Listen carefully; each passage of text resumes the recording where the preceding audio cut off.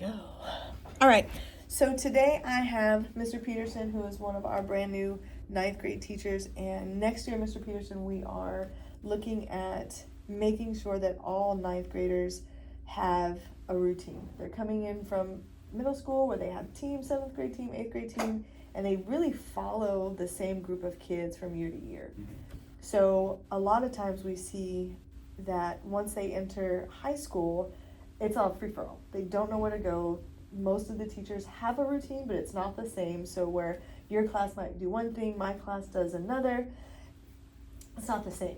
And so then we end up with discipline issues, things the kids aren't listening, so on and so forth. So hopefully the goal is to get at least the freshman teachers on the same page. So we are going to talk about just some classroom management, routines, procedures, things like that. Again, why? Most used to step-by-step instructions. Freshman year is a perfect year to set our students up for success. So like if they know they're going into your PE class, they're going to your science class, my science class, that English class, it's all going to be the same. They know what to expect. So they come into my class, this is the procedure. They go into your class, oh, it's the same. So and then eventually it goes on like year after year. They kind of like can self-regulate by the end of the year. Another reason why is to ease the transition into high school and cut down on the amount of time wasted for instruction. So there was one professional development I went to, and a lot of times like you have 10 minutes at the end of class here, 15 minutes at the end of class here, and we all talk about bell-to-bell teaching, but really it's bell-to-bell learning. So if at the beginning they have something, the middle they have something, and then the end, well then you have all those minutes for some type of learning, whether it's a review game, whether it's an opener, and even just going from one activity to the next, where like you can waste 5 to 10 minutes waiting for them to get their supplies, waiting for them to do the next step. But this way it's smoother, less loss of instruction time. I think that PD I went to, 10 minutes, if you see the kids every day and it's 10 minutes every day, you've lost a whole hour. And with block scheduling is what we have. So with block scheduling, if I do 20 minutes, then 20 minutes every other day, I'm still losing a minimum an hour, just going from one to the next. So our ninth grade teachers, the only one going to do it. Initially, yes. So next year, the goal is that all ninth grade teachers are taught, not even taught. We have the same like way of doing the routine. Now, hopefully this doesn't encroach on like, what we're not wanting to do is like your personality, the way you handle, the way you interact with the kids, but it's also, they know what's happening next. After next year, or even in the middle of next year, or other PDs during next year, we'll do the 10th grade teachers, 11th grade teachers. Now, in my classes, like I teach freshmen, and I know you teach freshmen, but you also teach juniors, seniors, and I also teach juniors and seniors. So, I mean, what's stopping us from doing that same routine for them? And I think many of our teachers on this campus do that. I think the only ones that are definite true ninth grade teachers only are our math teachers, like the Algebra 1 teachers. They don't teach anything else, and I don't know that they actually would want to, in all honesty. Okay, so looking at initial like routines, entering classroom, middle classroom, exit classrooms. What do you think could be some concerns across the board? Whether with teachers, whether with students, what do you think? So just like with them like coming into the classroom? Yeah. I just feel like a lot of problems is, especially with new teachers, they still don't know what they're doing. Okay. Especially when kids come in, see it's a new teacher, they're like, okay, we're really gonna test the boundaries, see what we can do. And if it's a brand new teacher too, like it's their first year teaching, and you don't come from a good program that taught you a lot about discipline, or haven't really spent much time in the classroom to truly figure out your discipline, then the kids are going to recognize that real quick. Yeah. And are going to really try to take advantage of that. Versus if you are coming from, it might be your first year at the school, but are coming in with years of experience, it might be easier to try to manage that behavior right away. Okay. But I feel like a big thing with especially new teachers is trying to really educate them and help them with those first couple weeks of trying to control the class as kids come in. Okay. Because I feel like if you can't control your class within the first 15-20 minutes, then it's going to be chaos. Chaos for the rest of the hour and a half. That is so true. And then you lose 15-20 minutes and then potentially more time than that, because you're constantly dealing with the kids' behaviors and not listening and being off track and off task. And especially if you're trying to especially in today's world where all kids have cell phones and everything's online, and kids are like, well, I don't have my Chromebook, can I just do it on my phone? Like, trying to figure that out too, because that's something that I deal with a lot too, is like kids don't have their Chromebook or their Chromebook's dead, and so then they just want to do it on their phone. But then if I do that, it's then really having to watch them to make sure they're doing the notes on their phone and not actually doing something they're not supposed to be doing. Yes. And then to me it's a lot harder to manage like them just working on the assignment on their phone or whatever. 100%. I think too, to me routines are hard because it takes a lot of upfront work. Like the first 2 or 3 weeks is exhausting because you're getting them used to it. It's like you're telling them the same thing over and over again, over and over again. So like I 100% agree, especially brand new teachers coming in and especially with freshmen. Freshmen coming from a junior high where they're top dog, think they run the school, and then coming in as freshmen and they're bottom of the food chain, but yet they still have that mindset that they can run the school, and it's like, you're a freshman. Yes. You have no say, and especially to me as a teacher, you have no say whatsoever. No. And they're coming in, like our school, they're coming in 3 different middle schools. Yeah. So where 1 or 2 middle schools are doing the same thing, that third one might not be, and we have zero idea what even their classrooms look like, what they do with phones, minimum phones, like that's going to be the bane of everybody's existence. So maybe this might help. Okay, so let's talk about entering the classroom. One, I think it's important that we greet them at the door, whether it's just inside the door, whether it's out in the hallway, just, hey, how you doing? You don't even have to like initiate anything. It's just a smile. I know for me, I like to, within the first, hopefully week and a half, depending on how many students I have, is to at least know part of their name, first name, last name, and then make sure, hey, good morning, hey, good afternoon, things like that. A second thing in entering the classroom is some type of an agenda. I know some districts require objectives being posted, and I know that's not always conducive in some classes. In the gym, you're not going to be able to post objectives someplace. But in the rest of our classes, we have Promethean boards, so some type of an agenda. I haven't always been the best putting objectives on the board, but there's definitely a, hey, this is what you need. Writing utensil, notes, plug in your Chromebooks, take out your Chromebooks. And then what do I do next? Oh, and then underneath it's a to-do. Whether it's notes, finish this assignment, tomorrow will look like this. And then they can look, and then I also put that same slide when we're doing independent work, so the kids can kind of self-monitor. What do I need to do next? Do I need to check this and that? So the next thing, some type of phone check-in. Now, our principals are really good about backing us up, okay? So if you have a policy in place, if I have a policy in place, even if it's not the same, they're still going to back us up. But I think one of the biggest things that will help is it's at least the same procedures with phone check-in. I think in the gym it might look a little different just because you don't have a set area that you're always in, but I think there's, even across, whether it's athletics or PE, I think across those things you can all at least do the same thing. And then of course some type of bell ringer. Can it be a review? Can it be just a joke of the day? Can it be a would you rather question? Something that gets the kids engaged in whatever it is you're going to start that day. So let's do a little bit more. So greeting them out the door, daily agenda. With the daily agenda, of course, tasks to be completed, the upcoming events, and then a phone pouch. So looking at that phone, the phone system, we have to use a system. And then, like I know in my classes, my kids like to go back to their phones during the day. I don't let them, but sometimes they're sneaky and they'll go back and check. Oh, miss, my mom called. I need to text my mom. You don't. They will call you. And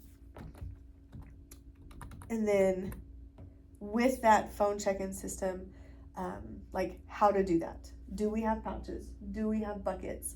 And we'll revisit the phone specifically a little bit later, just because the phone is, I think, what everybody's like, what am I going to do with this phone? So at least have some type of procedure for the phones to be given to the teacher or even put away.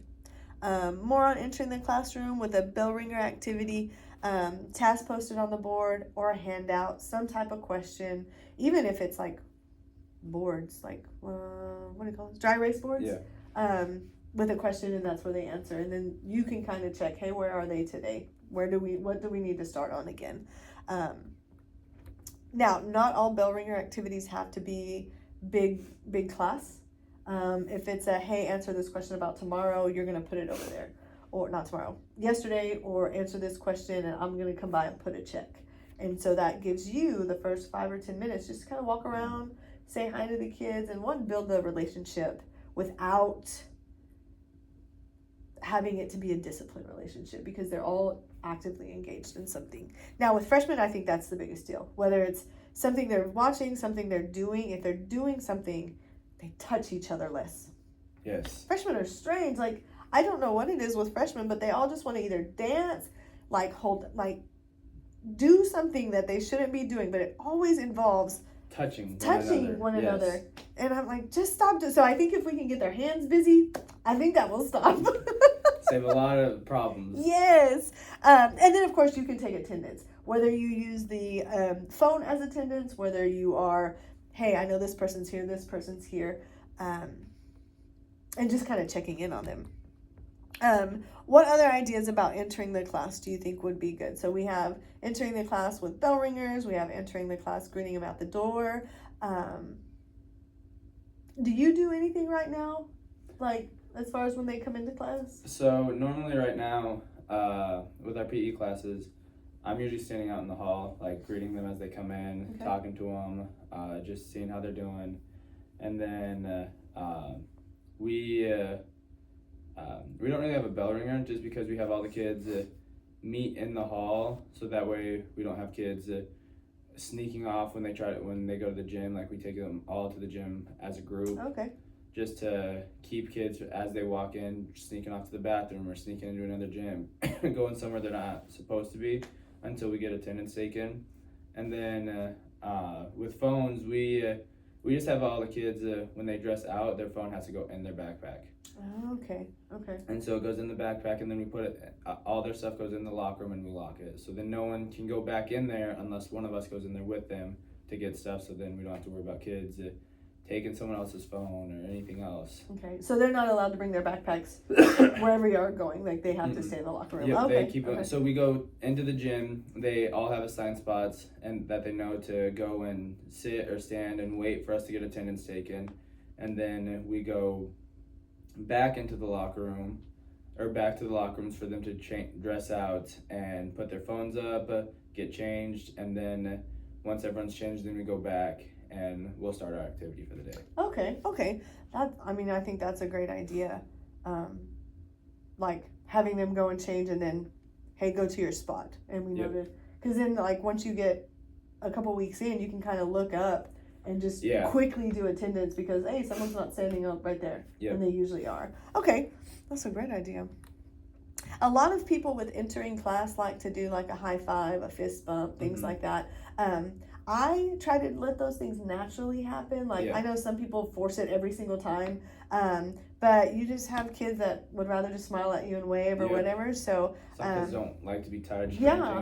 Facts. And so I think those things will naturally happen as the year goes on, and I let that happen. Like, if it happens, great. If it doesn't, I'm not going to force the issue.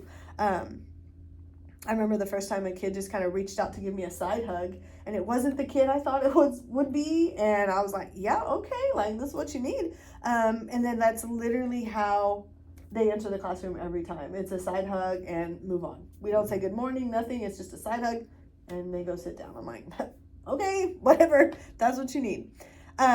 So next we'll talk about task transitions. So like, for instance, in a science class, if we go from notes into a lab or lab into cleanup, or even transition from end of notes into activity, whatever the transition may be.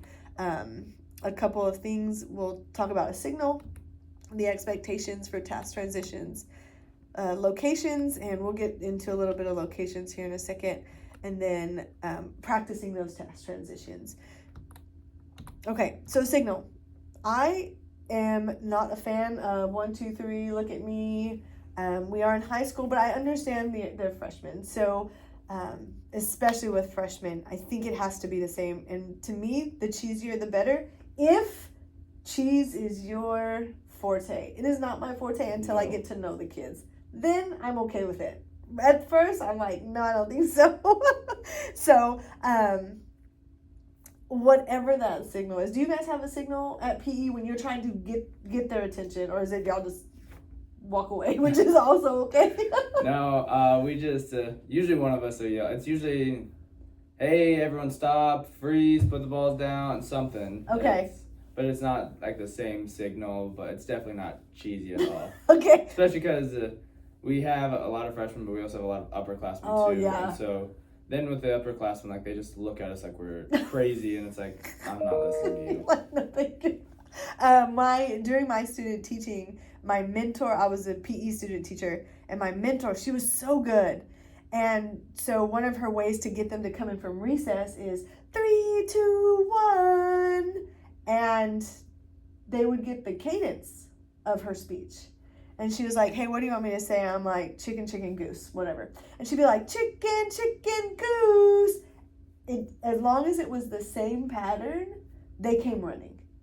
And so, like, it could be 1, 2, 3, 3, 2, 1, ready, set, go. But they knew to come to her. And, like, the playground was giant. Like, it was a whole football field playground. And they were all over the place. And this was specifically during recess because the PE time was real structured, but specifically during recess. Like, she was like, hey, this is free time. I'm going to let them do what they need to do to get the wiggles out. But it was the same. And they had a line. They came to this blue square that she painted, but she could use the same cadence, and they would all just come running. And I'm like, she goes, I won't even say anything. She just, like, screamed the melody, and no words, just the melody. I'm like, that's crazy. But they were, yeah, and it was amazing. So some type of signal. With my seniors, I like to say, I'll wait for you. And I've waited for a long time, which is not a very good strategy, but like, sometimes I'm over it. And I got to move on. Like, yeah. let's sometimes stop. you got to wait for them to realize that you're waiting, and then usually after a couple of kids realize what you're doing, then they start getting everyone else to. Yes, and I think that's where, like, eventually these routines help, is when they start self-monitoring each other. And then it's like, hey, she's literally waiting for you, or he's waiting for you. She's just getting more upset. She's going to give us more work. Yes. They're going to give us more work, like, yes. be quiet. Be quiet. Yes. So when they start self-monitoring, I'm like, yes, done. My job is done. Expectations and transitions, whether it's quick, quiet, ready, like just to be ready to go to the next thing. I know initially, like, some of my transitions took a long time. I'm probably 10 minutes, just because they had to resettle. Yeah. And so, like, and I think that's where practice comes in. And then, of course, locations. Where can they get their stuff?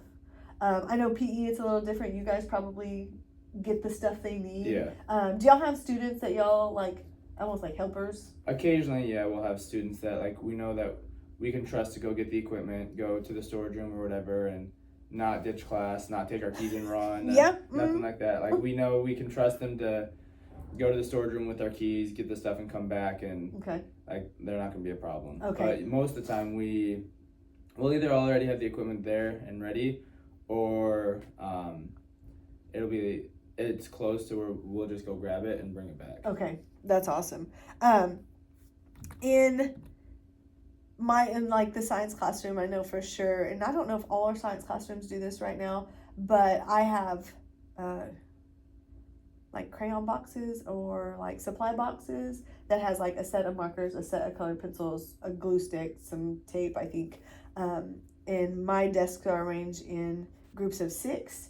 So if I'm doing an activity, 9 times out of 10, I'll go ahead and before class starts, I'll have all the buckets on the table.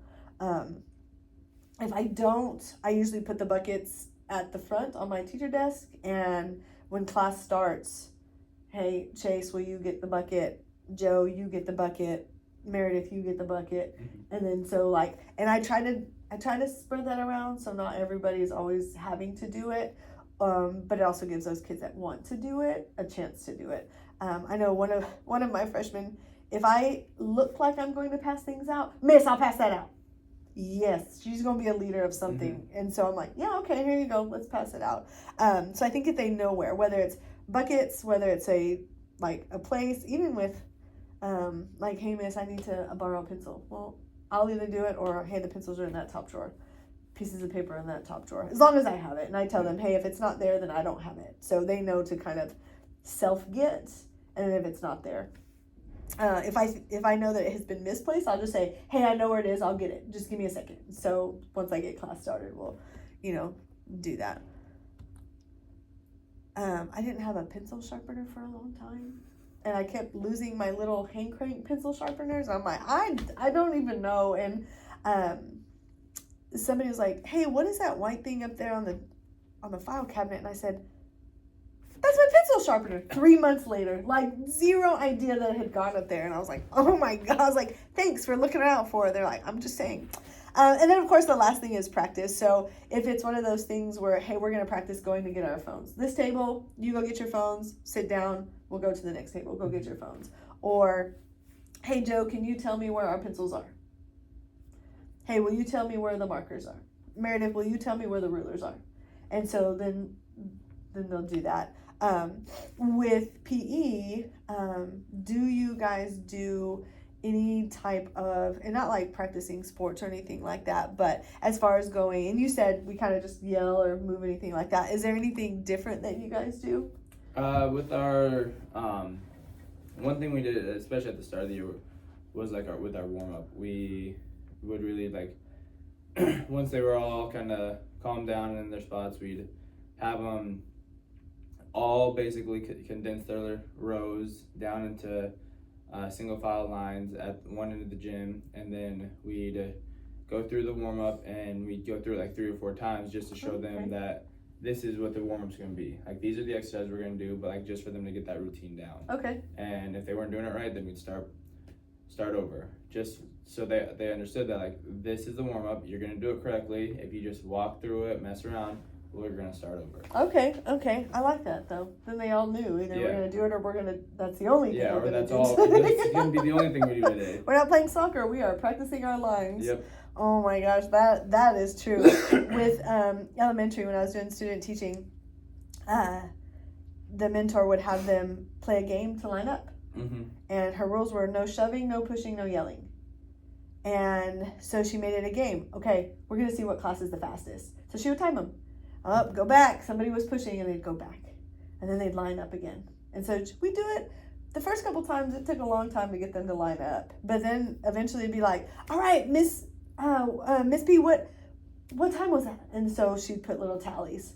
I don't know where these tallies went because we never did anything with them. But they were just so excited about it. And so then it was just like doing those things. So when I took a long-term sub job, I did that with my kids. Mm-hmm. Hey, we're going to walk back. Nope, turn around.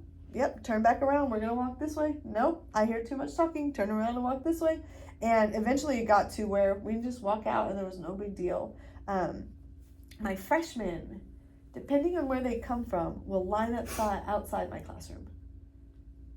If the door is closed, if the door is open, they will line up outside. Last year, every single freshman class I had lined up outside the door.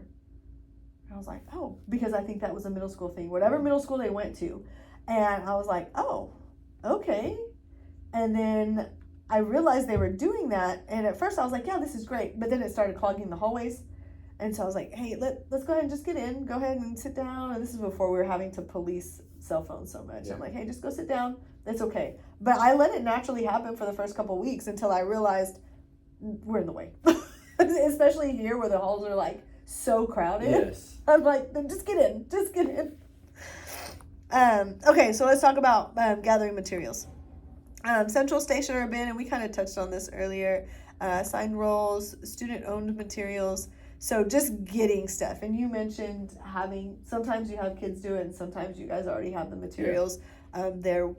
They're waiting. So central station or bin, and we mentioned, a place for markers, a place for tape, and really I say that for things that everybody can use. And that is in no way, hopefully nobody takes that as, oh my gosh, they're going to have us buy all these things. No, we're not. Nobody's going to have you buy anything. If you want to, that's one thing. But just know they're not going to be replaced probably, using school money, but have something, whether it's in bins, whether it's a desk drawer, whether it's something. And I know admin has asked us not to use anything that is at the teacher desk. So like not using my desk to have storage materials for the kids. Because so many of our teachers float.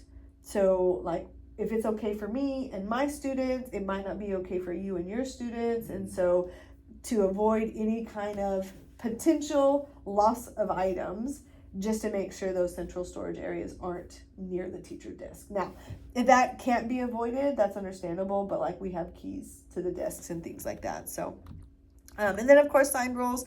I think if you give freshmen a specific task, they do a lot better.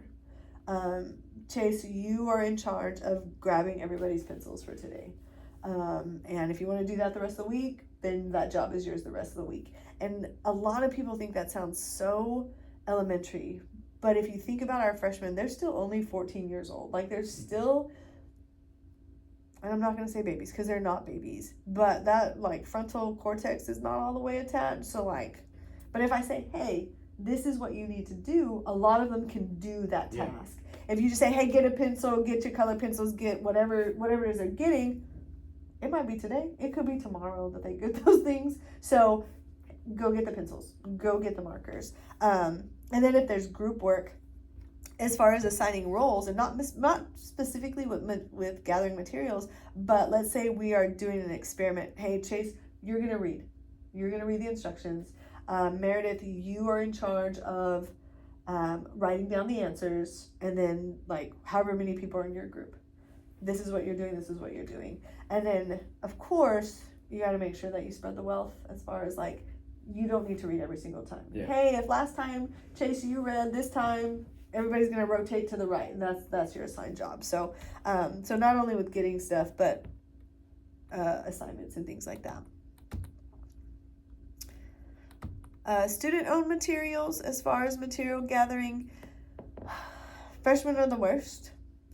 And I don't know, we used to have agendas to give our freshmen so they know where to write, what's due this day, what was assigned this day. And of course that budget for that quickly ran out because we used to give every freshman actually we gave every student an agenda.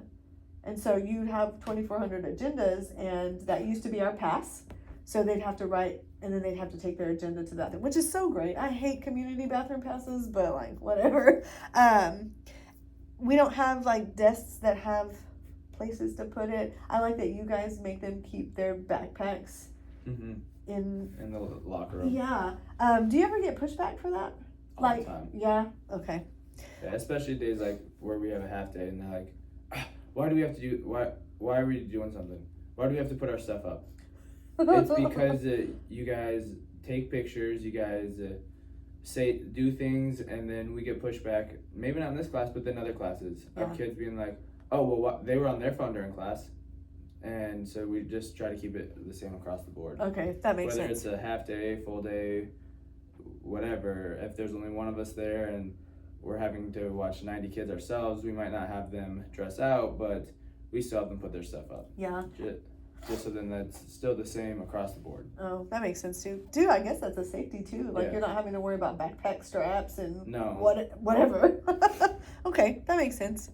And then we talked a little bit about like if kids forget their pencils or things like that, like either you can have things for them to borrow or just say, hey, borrow from a friend. And I've done both. I've had boxes of pencils that quickly disappear, and I've said, hey, I don't have that today, you're gonna have to borrow from a friend.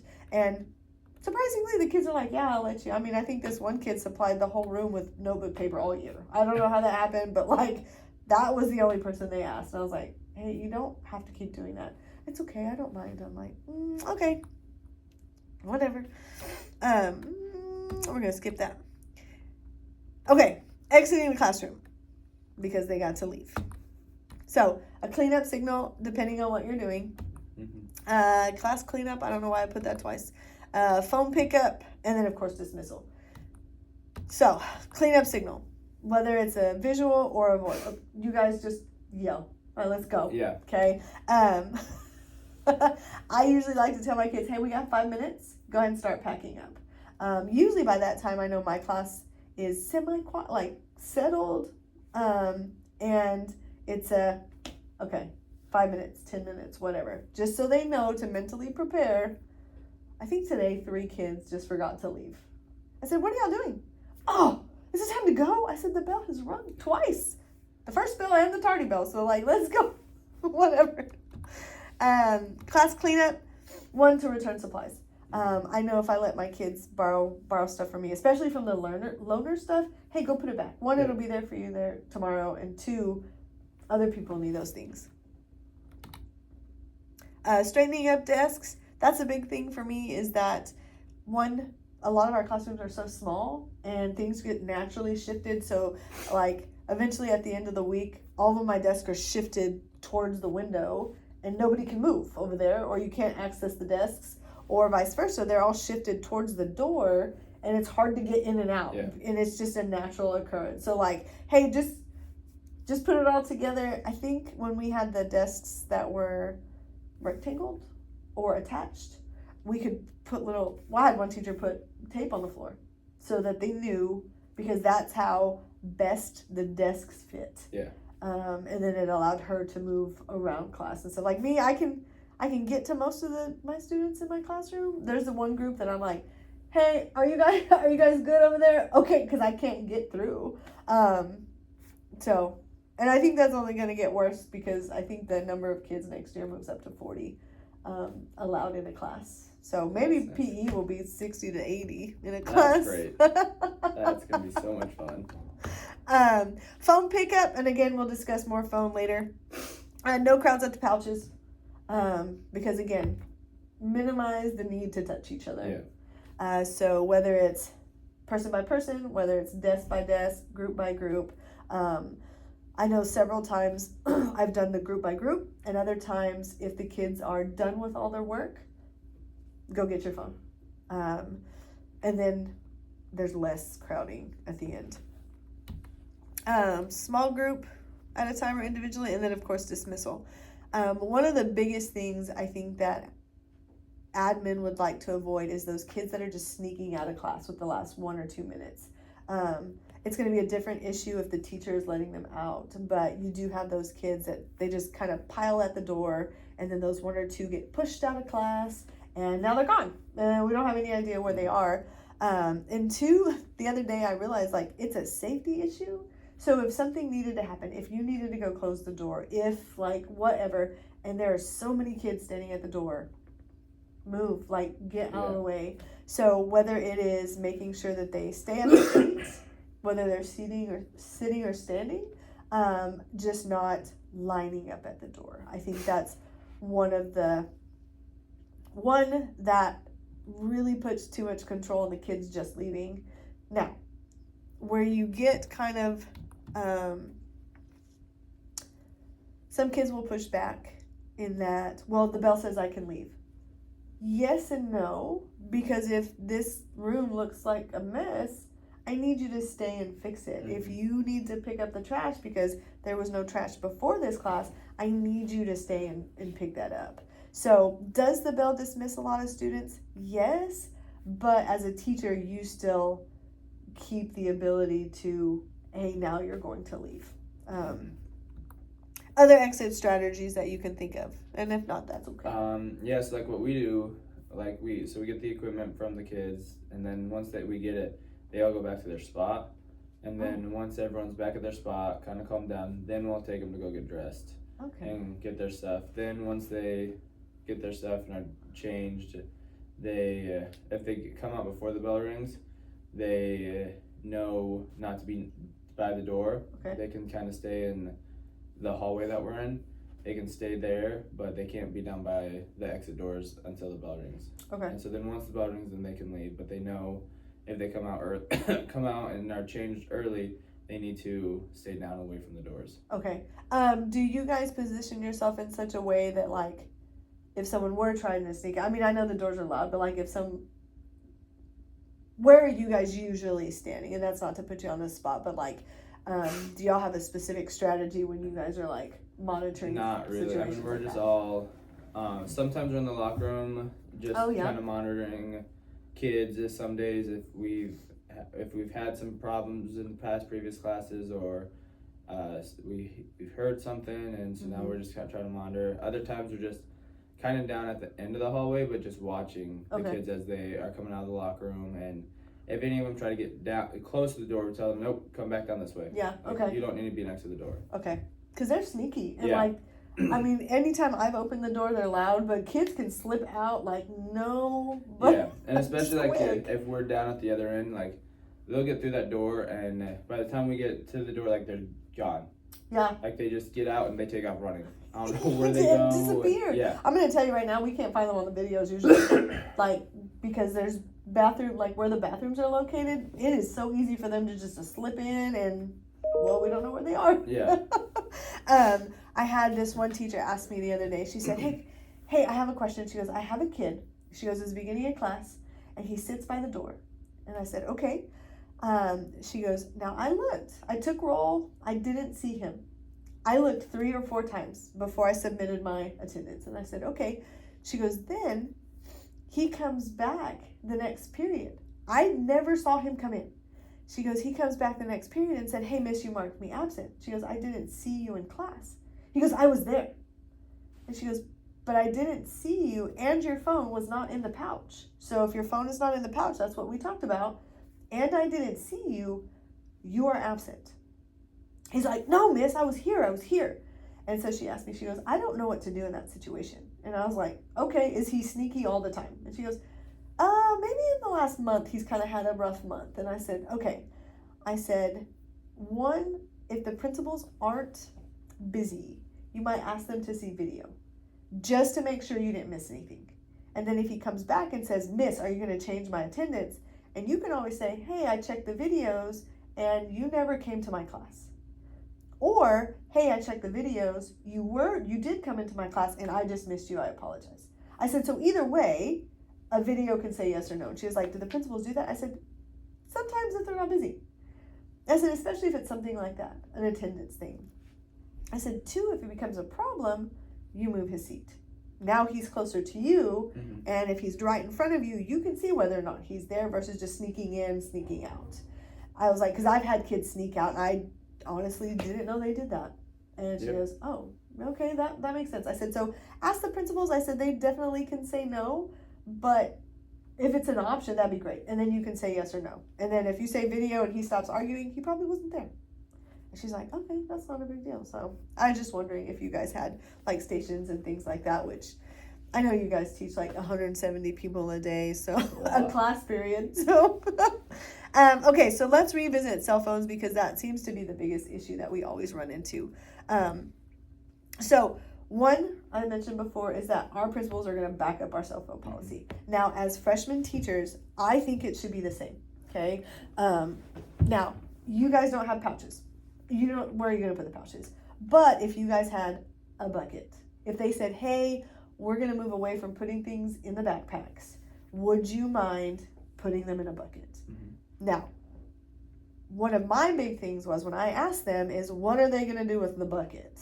Because are you in charge of carrying around this bucket? Is somebody else in charge of carrying? And then what if you drop the bucket? You trip. And so I think what they're trying to decide is, okay, we might need to revisit that. So I think one of the principals mentioned whether or not you guys could use a locker for the cell phones. Yeah. And I was like, okay. I said, I maybe. I said, if you guys don't want them in the backpacks. And so I think they're trying to decide what would be the best. So I was like, I personally wouldn't want to carry around a bucket of cell phones. No. That sounds awful. I said, I also probably don't want to carry a bag of cell phones. Like, I don't want the cell phones on me. And so I think they're going to revisit what PE and athletics, because they even thought about athletics too. And athletics isn't such a big deal in most of the sports, but I think they're concerned is with the phones being in the locker rooms. Because as soon as you guys are in there, which is great, but I know not always all the locker rooms are monitored. Mm-hmm. So like, are they recording? What are they recording? Who are they recording? Yep. And then you run into such bigger problems. So I think they're going to revisit locker room cell phone policies and what to do about that. And it could be, hey, you're going to take them, you're going to lock them up, and then they have to come get them back from you at the end of the day. And same with our athletics, where a coach is going to be in charge of them. After they've gone into the locker room, showered, whatever, you get them as we walk out the door. Like, you can't get them and go back to the locker room kind of thing, which I'm like, okay, that makes sense. But as long as we have something in place, I think our principals are going to back you up, because they can't back up nothing. We have to enforce the policy, and like I said earlier, the first couple weeks is going to be awful. Nobody wants to give up their cell phone. No. Okay? I know if I asked you, hey, Chase, we're not going to have cell phones in the training room anymore. Yeah, that's going to be a big no from all of us. Like, it's going to be a no. Because, one, that's how we check in our kids. Yeah. And then, of course, document and parent contact if it becomes an issue. Our principals have said, do not make it a power struggle. So if you've taken up a cell phone and the kid just starts arguing, call the principal. Or if you can, walk the kid to the office. Hey, I took this cell phone. They will not leave me alone about it. Or let's say you're trying to get my cell phone, and I'm like, I'm not going to give it to you. I'm not going to give it to you. Okay, cool. Hey, Miss So-and-so, can you come to my classroom? We're having a cell phone issue. And then it stops becoming a power issue, because the kids will win and you lose the first time you start arguing with the kid. So, but the principals are like, hey, come and talk to us. And of course, if you have to take up a phone, email parents. At least by the end of the day, letting them know, hey, this was the first time. If it continues to be an issue, we'll ask not to have his phone in class at all, and kind of go from there, especially if it's a problem. And then, of course, if you've done if it's an issue right then and they're making it such a big issue, of course you're not going to be able to do parent contact. If it's the first time that I've tried to take your phone and you have lost it, I don't have time to call your parents, so I'm going to call the principal first. Yeah. And then I'm going to do parents post. But if it's hey, you were supposed to have it in the pouch. Hey, you're supposed to have it in the pouch. Hey, Chase is not putting his cell phone up. He is, and you can mention grades, mention like sleep, things like that. And then if after parent contact it doesn't help and it hasn't been an immediate issue, then of course you involve the principals every single time. And honestly, like if it were me, I may it kind of depends, because the principals are inundated with emails. I don't know that it's a bad idea to go ahead and just CC them anyways, even if it's the first time. Yeah. And I think that just really is, if you have the documentation, whether you email the principals at the same time or not initial, I think that, like, as long as you have the documentation, it should be okay. And then assign pouch, boxes, bags, whatever. They used to make us put them in plastic baggies at the front of the room during state testing. So we had to buy a bunch of plastic baggies, like thousands of them. Yeah. And then we had to put them in the bags, and then we had to line them up on like the marker tray. And then a lot of classes didn't have a marker tray, so we're like, where do we put these? And they're like, just put it on the table in the front of the room. Well, then you had 30 people testing, and there was no table at the front of the room, and they're like, just let them put them in their bag. I was like, okay, let's do that. Yeah. And then, of course, I don't know if you have kids. Well, I need to charge my phone. Okay. Well, they don't need to charge their phone. No. A lot of my kids will try to plug in their phones to their Chromebook while it's sitting at their desk, put it in the pouch. Mm-hmm. A lot of my kids will try to, like, my pouch is about eye level if I'm standing up, and there's one plug about 6 feet away. And so I'll have kids either bring a giant plug. Hey, if it reaches, but it needs to be in your number. Well, miss, what if I put it in the other number? Nope, because now you don't get to put your phone over there. And so they get all angry about it.